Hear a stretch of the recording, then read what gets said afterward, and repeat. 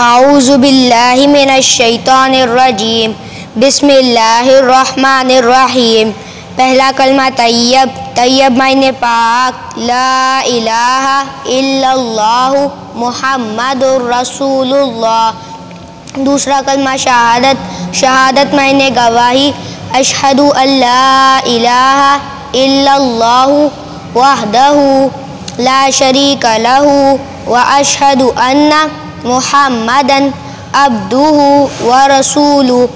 تیسرا کلمہ تمجید، تمجید معنی بزرگی، سبحان اللہ والحمد للہ ولا الہ الا اللہ واللہ اکبر ولا حول ولا قوۃ الا باللہ العلی العظیم۔ چوتھا کلمہ توحید، توحید معنی اکیلا، لا الہ الا اللہ وحدہ لا شریک لہ لہ الملک ولہ الحمد یحیی ویمیت وہو حی لا یموت ابدا ابدا ذو الجلال والاکرام بیدہ الخیر وہو علی کل شیء قدیر۔ پنجم کلمہ استغفار، استغفار کے معنی توبہ کرنا، استغفر اللہ ربی من کل ذنب اذنبتہ عمدا او خطأ سرا او علانیۃ واتوب الیہ من الذنب الذی اعلم ومن الذنب الذی لا اعلم انک انت علام الغیوب وستار العیوب وغفار الذنوب ولا حول ولا قوۃ الا باللہ العلی العظیم۔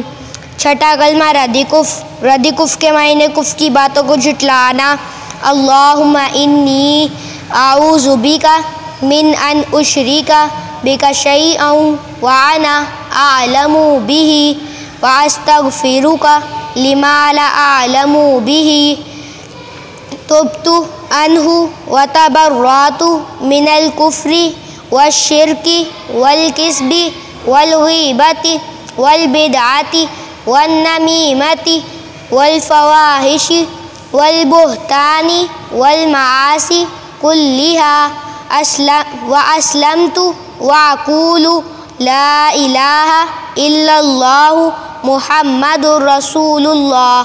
سبحان اللہ، ماشاءاللہ۔ یہ تھے ہمارے مدرسے کے طالب علم احمد رضا، ماشاءاللہ 6 کلمے سنائے انہوں نے بہت اچھے طریقے سے۔ تو ناظرین، آپ بھی اپنے بچوں کو دنیا اور آخرت، قبر اور آخرت بہتر بنانے کے لیے اپنے بچوں کو نماز، کلمے، دعائیں وغیرہ ضرور یاد کریں۔ اللہ تبارک و تعالی ہم سب کی دنیا اور آخرت بہتر فرمائے، آمین ثم آمین۔